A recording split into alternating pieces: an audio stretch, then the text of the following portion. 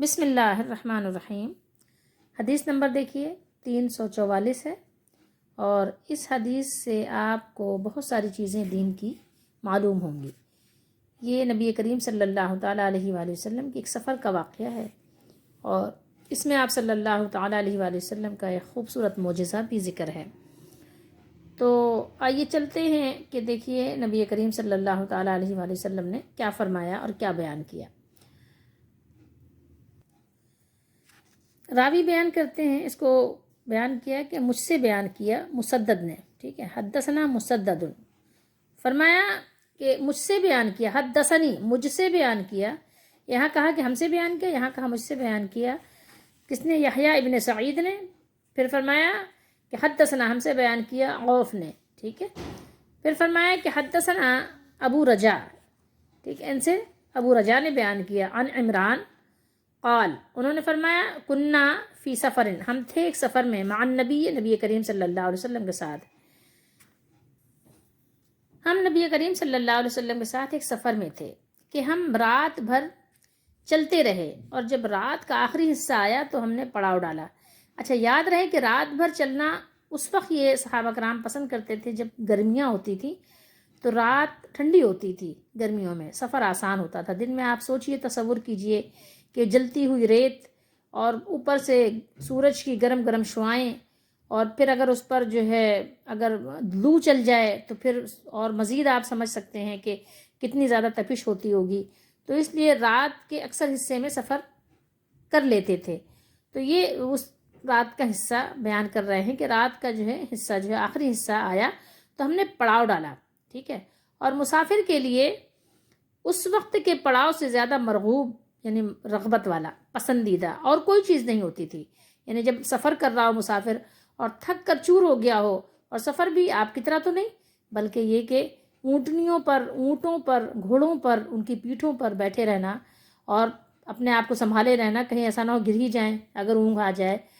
تو تصور کیجئے، اور اپنی سواری کو بھی دیکھتے رہنا، کہیں سواری بھی آپے سے باہر نہ ہو جائے، قابو سے باہر نہ ہو جائے۔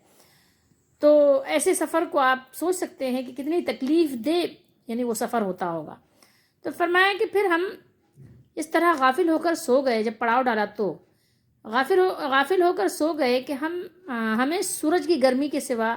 کوئی چیز بیدار نہ کر سکی۔ یعنی جب سورج کی تپش چہروں پر آئی، جسموں پر آئی، اور اس کی تپش، جب اس کی گرمی ان لوگوں نے محسوس کی تو آنکھیں بیدار ہوئیں، آنکھیں کھلیں۔ سب سے پہلے بیدار ہونے والا شخص فلاں تھا، جس راوی نے بیان کیا اس سے جس نے بیان کیا تھا، تو اس نے تو نام بیان کیا تھا، لیکن یہ بیان کرنے والے نام بھول گئے، ٹھیک ہے۔ تو کہنے لگے کہ فلاں شخص تھا، پھر فلاں، پھر فلاں، یعنی درجہ بدرجہ نام لے لے کر بتایا، لیکن یہ بیان کرنے والے جو آخری بیان کرنے والے ہیں، جنہوں نے ابو رجا نے سب کے نام لیے، لیکن اوف کو یہ نام یاد نہیں رہے، یہ بھول گئے نام، ٹھیک ہے۔ پھر چوتھے نمبر پر جاگنے والے حضرت عمر بن خطاب رضی اللہ تعالیٰ عنہ تھے، اور جب نبی کریم صلی اللہ تعالیٰ علیہ وآلہ وسلم آرام فرماتے تو ہم آپ صلی اللہ علیہ وسلم کو جگاتے نہیں تھے، یہاں تک کہ آپ خود بخود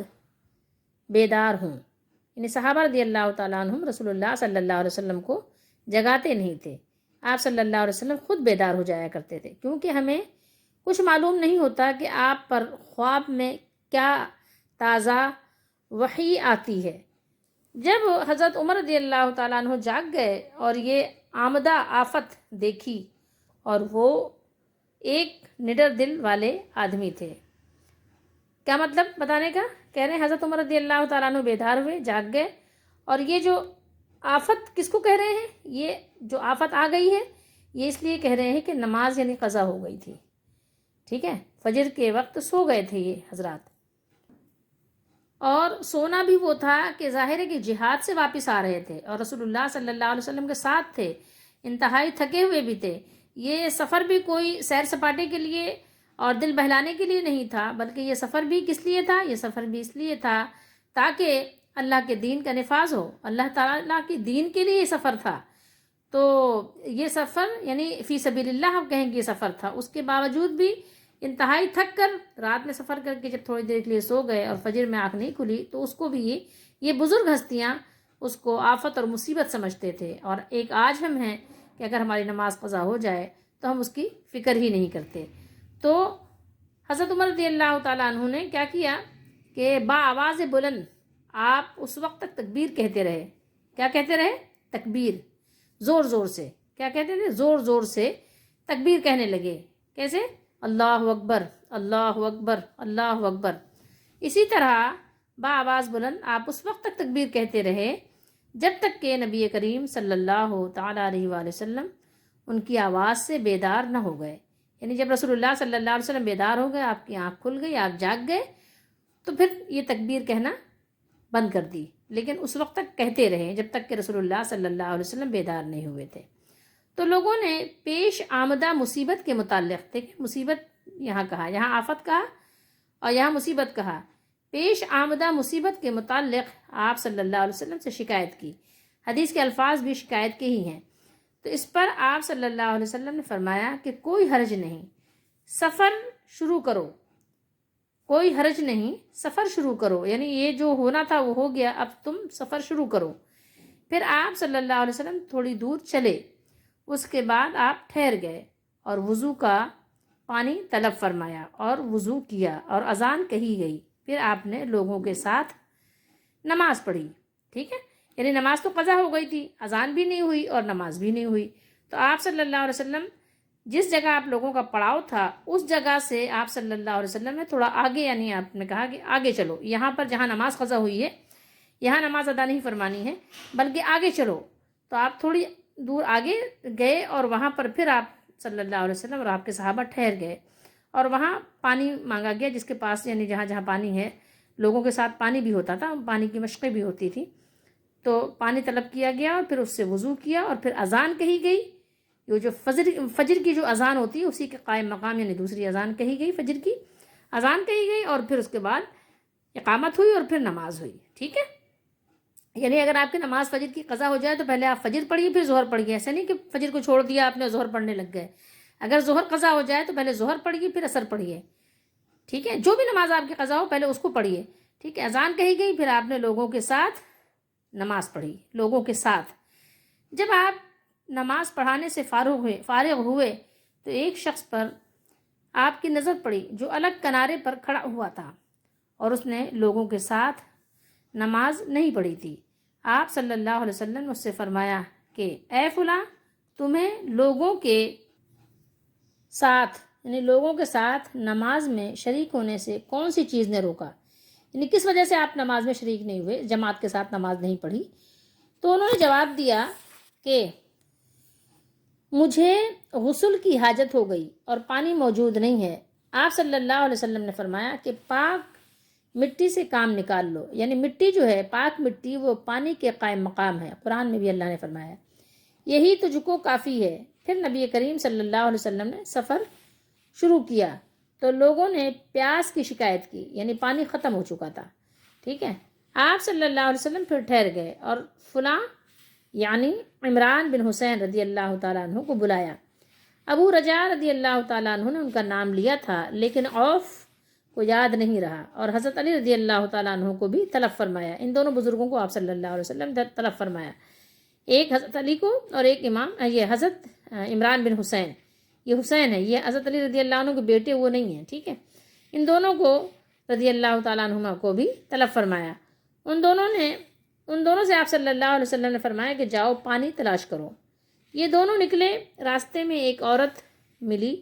جو پانی کی 2 پکھالیں نے مشکیں اپنے اونٹ پر لٹکائے ہوئے بیچ میں سوار ہو کر جا رہی تھی۔ انہوں نے اس سے پوچھا کہ پانی کہاں ملتا ہے؟ تو اس نے جواب دیا کہ کل اسی وقت، یعنی اس وقت جس وقت تم ہمارے پاس کھڑے ہو، کل اسی وقت یعنی 24 گھنٹے پہلے میں پانی پر موجود تھی، یعنی پانی اتنی دور ہے کہ اگر تم ابھی سوار ہو کر جاؤ گے پانی کے پاس تو کل اس وقت تم وہاں پہنچو گے، یعنی 24 گھنٹے بعد تم وہاں پانی کے پاس پہنچو گے۔ خاتون نے آسان لفظوں میں بتایا کہ کل اسی وقت میں پانی پر موجود تھی، یعنی پانی اتنی دور ہے کہ کل میں اسی وقت وہاں سے پانی لے کر چلی تھی، یعنی 24 گھنٹے ہو گئے میرے سفر کو، آج یہاں پہنچی ہوں، ٹھیک ہے۔ اور ہمارے قبیلے کے مرد لوگ پیچھے رہ گئے ہیں، یعنی میں تیزی کے ساتھ آگے آ گئی ہوں اور پیچھے وہ بھی ہیں، قبیلے کے لوگ بھی ہیں۔ انہوں نے اس سے کہا اچھا ہمارے ساتھ چلو۔ حضرت علی اور حضرت حسین رضی اللہ تعالیٰ عنہما، ان دونوں نے بزرگوں نے خاتون سے کہا کہ تم ہمارے ساتھ چلو۔ اس نے پوچھا کہاں چلوں؟ تو انہوں نے کہا رسول اللہ صلی اللہ علیہ وسلم کی خدمت میں۔ اس نے کہا اچھا وہی جن کو لوگ صابی کہتے ہیں۔ صابی کا مطلب ہوتا ہے یعنی جو اپنا دین بدل دے، ٹھیک ہے؟ تو انہوں نے کہا یہ وہی ہیں جسے تم کہہ رہی ہو۔ اچھا اب چلو۔ آخر یہ دونوں حضرات اس عورت کو آپ صلی اللہ علیہ وسلم کی خدمت مبارک میں لائے اور سارا واقعہ بیان کیا۔ عمران نے کہا کہ لوگوں نے اسے اونٹ سے اتار لیا، خاتون کو۔ پھر نبی کریم صلی اللہ علیہ وسلم نے ایک برتن طلب فرمایا اور دونوں پکھالوں یعنی جو مشکیں ہوتی ہیں یا مشکیزوں کے منہ اس برتن میں کھول دیے۔ دو برتن یعنی کھلے منہ کے جیسے برتن ہوتا ہے نا، اور مشکیزے کا منہ کھول کر برتن میں پانی یعنی نکالنا شروع کر دیا، کھول دیے۔ پھر ان کا اوپر کا منہ بند کر دیا، اس کے بعد نیچے کا منہ کھول دیا، اور تمام لشکریوں میں منادی کر دی گئی کہ خود بھی سیر ہو کر پانی پئیں، یعنی آؤ تم خود بھی پانی سیر ہو کر پی لو پیٹ بھر کر، اور اپنے تمام جانوروں کو بھی پلاؤ پانی۔ بس جس نے چاہا پانی پیا اور پلایا اور سب سیر ہو گئے، یعنی جس کو پیاس تھی پانی پیا بھی اور پلایا بھی، اپنے جانوروں کو بھی پلایا اور اپنے برتن بھی بھر لیے۔ آخر میں اس شخص کو بھی ایک برتن میں پانی دیا جسے غسل کی ضرورت تھی، جو ایک بندہ کنارے کھڑا تھا نا، جس نے نماز میں شرکت نہیں کی تھی کیونکہ اس کو غسل کی ضرورت تھی اور پانی نہیں تھا، تو ایک برتن میں اس کو بھی پانی دیا گیا کہ تم غسل بھی کر لو۔ آپ صلی اللہ علیہ وسلم نے فرمایا لے جا اور غسل کر لے۔ وہ عورت کھڑی دیکھ رہی تھی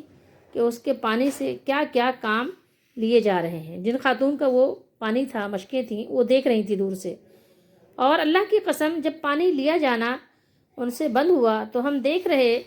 تھے کہ اب مشکیزوں میں پانی پہلے سے بھی زیادہ موجود تھا، یعنی جتنا پانی پہلے تھا اس سے بھی زیادہ پانی موجود تھا۔ پھر نبی کریم صلی اللہ علیہ وسلم نے فرمایا کچھ اس کے لیے کھانے کی چیز جمع کرو۔ کس کے لیے؟ خاتون کے لیے، یعنی خاتون نے جس کا پانی استعمال کیا گیا ہے اس کے لیے کچھ کھانے کی چیزیں جمع کرو۔ لوگوں نے اس کے لیے عمدہ قسم کی کھجور یعنی عجوا، آٹا اور ستو اکٹھا کیا، یہاں تک کہ بہت سارا کھانا اس کے لیے جمع ہو گیا۔ یعنی لوگوں نے اپنے پاس سے نکال کے ایک جگہ جمع کیا تو بہت سارا جمع ہو گیا، تو اسے لوگوں نے ایک کپڑے میں رکھا اور عورت کو اونٹ پر سوار کر کے اس کے سامنے وہ کپڑا رکھ دیا۔ رسول اللہ صلی اللہ علیہ وسلم نے اس سے فرمایا کہ تمہیں معلوم ہے کہ ہم نے تمہارے پانی میں کوئی کمی نہیں کی ہے، یعنی کوئی پانی ہم نے کم نہیں کیا، تمہارا جتنا پانی تھا اتنا ہی ہے، لیکن اللہ تعالیٰ نے ہمیں سیراب کر دیا، یعنی تمہارے پانی سے اللہ تعالیٰ نے اس میں اتنی برکت ڈال دی کہ اس سے ہم بھی سیراب ہو گئے، اور تمہارا پانی اپنی جگہ اتنا کہ اتنا ہی ہے، اس میں کوئی کمی نہیں ہوئی۔ پھر وہ اپنے گھر آئی، کون؟ خاتون۔ دیر کافی ہو چکی تھی، اس لیے گھر والوں نے پوچھا کہ اے فلانی یعنی خاتون کیوں اتنی دیر ہوئی؟ اس نے کہا ایک عجیب بات ہوئی۔ خاتون نے بتایا ایک عجیب بات ہوئی، وہ یہ کہ مجھے دو آدمی ملے اور وہ مجھے اس شخص کے پاس لے گئے جسے لوگ صابی کہتے ہیں۔ وہاں اس طرح کا واقعہ پیش آیا، یعنی جو واقعہ پیش آیا تھا اس نے سارا بتایا۔ تو اس نے کہا کہ اللہ کی قسم وہ تو اس کے اور اس کے درمیان سب سے بڑا جادوگر ہے، اور اس نے بیچ کی انگلی اور شہادت کی انگلی آسمان کی طرف اٹھا کر اشارہ کیا، یعنی اپنی دونوں انگلیوں کے درمیان بتایا کہ زمین و آسمان کے یعنی درمیان۔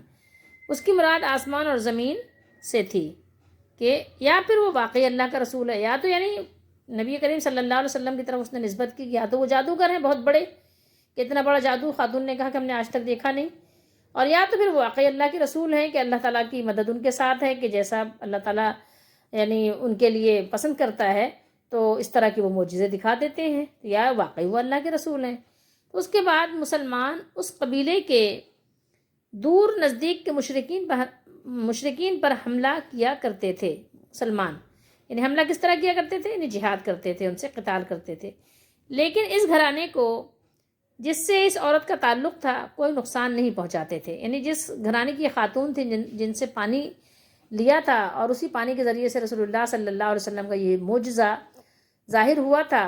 کہ پانی میں اتنی برکت ہوئی کہ سب نے، قافلے والوں نے پانی کو بھرا بھی، پیا بھی، نہایا دھویا بھی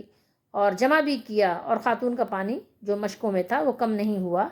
تو اس گھرانے کو کچھ بھی ٹچ نہیں کرتے تھے، صحابہ کا نام کچھ بھی نہیں کہتے تھے، اور باقی لوگوں کو اللہ کے تعالیٰ کی رضا کے لیے یعنی ان سے جہاد کرتے تھے، تو اس گھرانے کو چھوڑ دیتے تھے۔ یہ اچھا برتاؤ دیکھ کر ایک دن اس عورت نے اپنی قوم سے کہا کہ میرا خیال ہے کہ یہ لوگ تمہیں جان بوجھ کر چھوڑ دیتے ہیں، یعنی صحابہ رضی اللہ تعالیٰ عنہم، رسول اللہ صلی اللہ علیہ وسلم کے جو صحابہ تھے وہ اس لیے چھوڑ دیتے تھے، تو خاتون کو بھی اندازہ ہوا کہ جان بوجھ کر چھوڑ دیتے ہیں، تو کیا تمہیں اسلام کی طرف کچھ رغبت ہے، یعنی کیا تم اسلام کی طرف رغبت رکھتے ہو، کچھ پسند کرتے ہو، اسلام لانا پسند کرو گے؟ قوم نے عورت کی بات مان لی اور اسلام لے آئی، یعنی پوری قوم جو تھی وہ مسلمان ہو گئی، ٹھیک ہے۔ تو یہاں یہ بات قابل غور ہے کہ اسلام کی طرف رغبت دلانے کے لیے کسی کو مہلت دینا، تو یہ بھی ایک طریقہ کار ہے لوگوں کو اسلام کی طرف راغب کرنے کے لیے، کہ آپ کسی کو مہلت دیں اور اس کو اتنی مہلت دیں کہ اس کو وقت ملے کہ وہ اسلام پر غور و فکر کر کے اسلام کو قبول کر لے۔ اب آئیے دیکھیے کچھ چیزوں پر حدیث شریف پر غور کرتے ہوئے چلتے ہیں اور اپنی زندگی پر بھی غور کرتے جاتے ہیں ساتھ ساتھ۔ تو دیکھیے صحابہ کرام رضی اللہ تعالیٰ عنہم نے پڑاؤ ڈالا آرام کرنے کے لیے، یعنی صحابہ کرام رضی اللہ تعالیٰ عنہم آپ جانتے ہیں کہ یعنی نبیوں کے بعد سب سے برگزیدہ اور بزرگ ہستیاں ہیں، لیکن دیکھیے کہ وہ بھی تھک جایا کرتے تھے اور ان کو بھی آرام کی ضرورت ہوتی تھی۔ تو آج ہمارے زمانے میں جو لوگ بتاتے ہیں کہ ایسے ایسے بزرگ گزرے ہیں جو 40 سال سوتے ہی نہیں تھے، بیدار رہتے تھے، نماز کے لیے کھڑے رہتے تھے،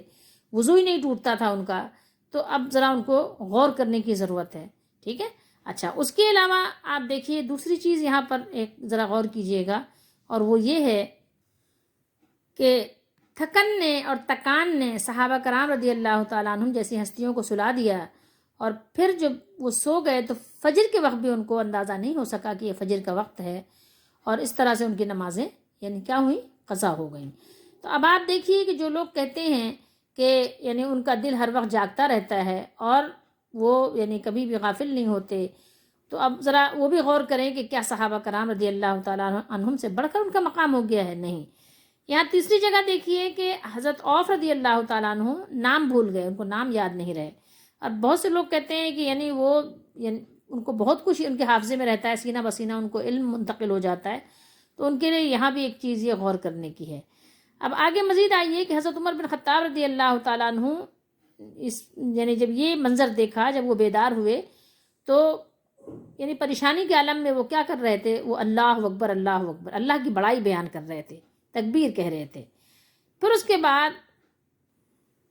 جو لوگ یہ کہتے ہیں کہ نبی کریم صلی اللہ علیہ وسلم کو سب کچھ معلوم ہے اللہ کی عطا سے، تو ان کے لیے اس میں بھی ایک سبق ہے کہ نبی کریم صلی اللہ تعالیٰ علیہ وآلہ وسلم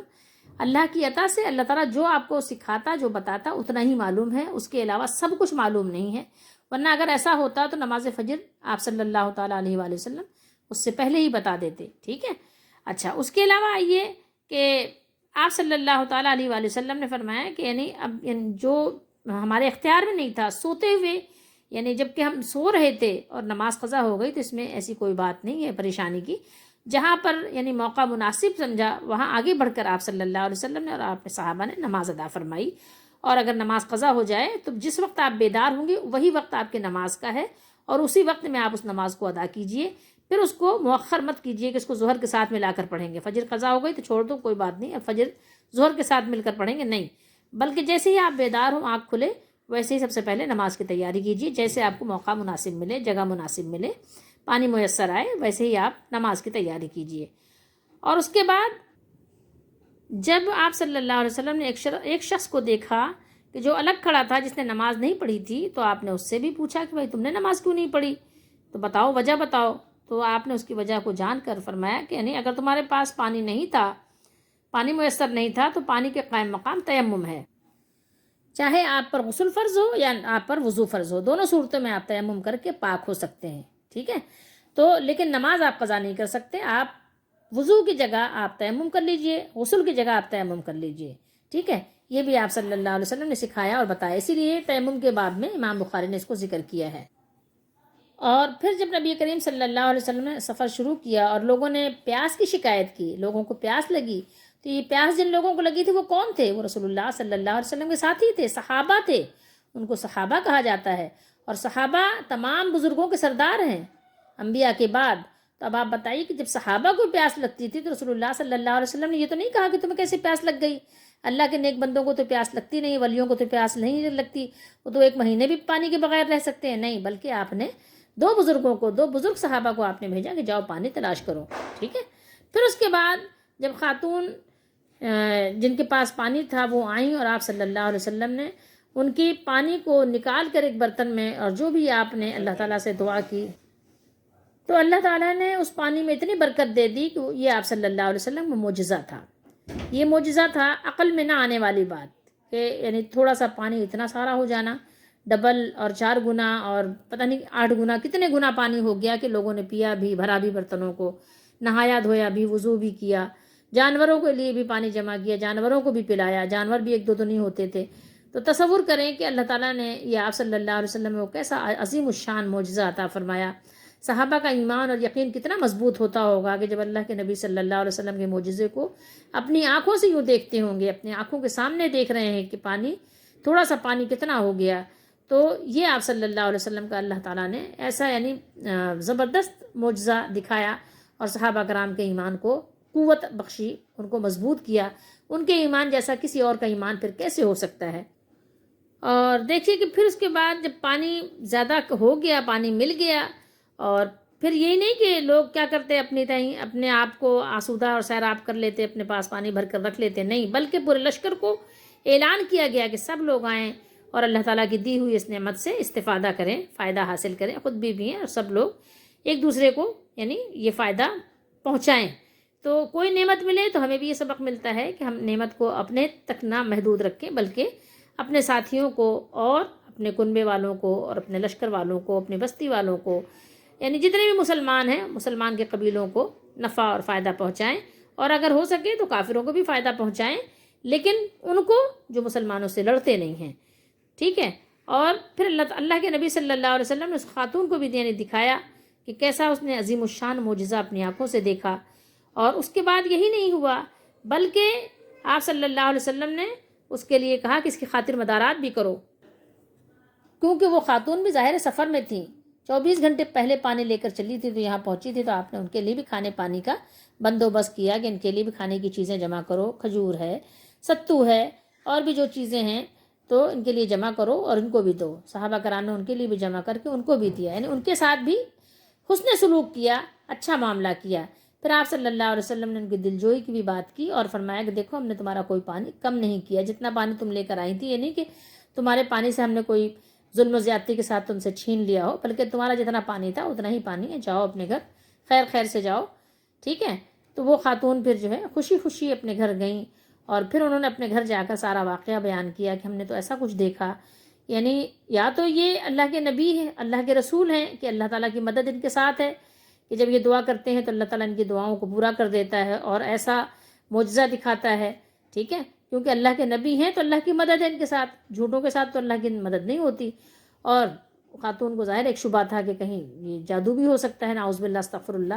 لیکن بہرحال خاتون کو اس بات کا یقین تھا کہ ہیں یہ سچے، ٹھیک ہے۔ اور اس کے بعد صحابہ کرام رضی اللہ تعالیٰ عنہم نے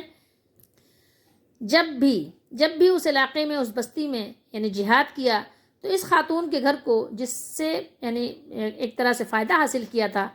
جس نے ایک طور پر احسان کیا تھا کہ اپنی پانی کی مشقیں دے دی تھیں، تو اس کے گھر کو چھوڑ دیتے تھے، یعنی اس گھرانے کو موقع اور مہلت فراہم کرتے تھے۔ اور آخر یہی ہوا کہ اللہ تعالیٰ نے اس مہلت کی برکت سے ان سب کو ایمان کی دولت سے مالا مال کر دیا۔ دنیاوی نفع بھی اللہ نے ان کو دیا کہ خاطر مدارات ہوئی، صحابہ کرام نے ان کی خاطر مدارات کی، اللہ کے رسول صلی اللہ علیہ وسلم نے ان کی دلجوئی کی باتیں کی، اور اخروی نفع یہ ہوا کہ وہ ایمان کی دولت سے پورا قبیلہ، پورا گھرانہ وہ مالا مال ہو گئے ایمان کی دولت سے۔